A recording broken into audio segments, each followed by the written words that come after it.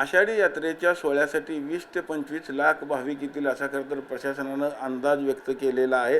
त्यामुळे भाविकांच्या सुरक्षेसाठी तसेच दर्शन रांगेतील घुसखोरी रोखण्यासाठी आणि मंदिर परिसरातील कोणताही अनुचित प्रकार घडू नये यासाठी मंदिर प्रशासनानं अत्याधुनिक CCTV यंत्रणा खरं तर कार्यान्वित केली आपल्याला पाहायला मिळत आहे। मी सध्या श्री विठ्ठल रुक्मिणी मंदिराच्या CCTV फुटेज कंट्रोल रूममध्ये आहे।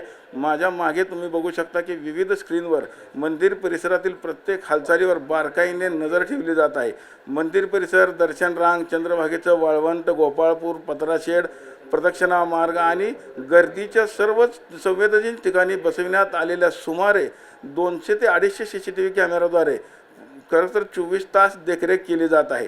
दर्शन रांगेत घुसखोरी, संशयास्पद हालचाली, हरवलेली व्यक्ती तसेच गर्दीचा वाढता ताण किंवा कोणत्याही आपत्कालीन परिस्थिती दिसताच कंट्रोल रूममधून संबंधित पोलीस, सुरक्षा कर्मचारी आणि मंदिर प्रशासनाला तात्काळ खरं तर सूचना दिल्या जातात। आषाढी यात्रेदरम्यान लाखो भाविकांच्या सुरक्षित आणि सुरळीत दर्शनासाठी ही CCTV यंत्रणा अत्यंत महत्त्वाची भूमिका बजावत असून अत्याधुनिक तंत्रज्ञानाच्या मदतीने संपूर्ण परिसरावर बारीक लक्ष ठेवण्याचं काम खरं तर याच CCTVच्या कंट्रोल रूममध्ये सुरू असलेलं आपल्याला पाहायला मिळत आहे। आपण बघू शकतो की नव्याने देखील खरं तर आषाढी यात्रेकरता 20 ते 25 CCTV कॅमेरा देखील लावण्यात आले आहेत आणि सुरळीतपणे खरं तर याच कंट्रोल रूममधून आता काम सुरू असलेलं आपल्याला पाहायला मिळत आहे।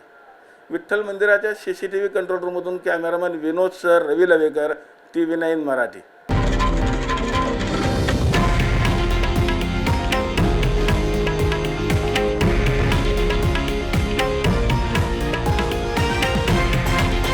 हे आहे देशातील नंबर 1 न्यूज नेटवर्क आणि आपण पाहत आहात TV9 मराठी, एकमेव।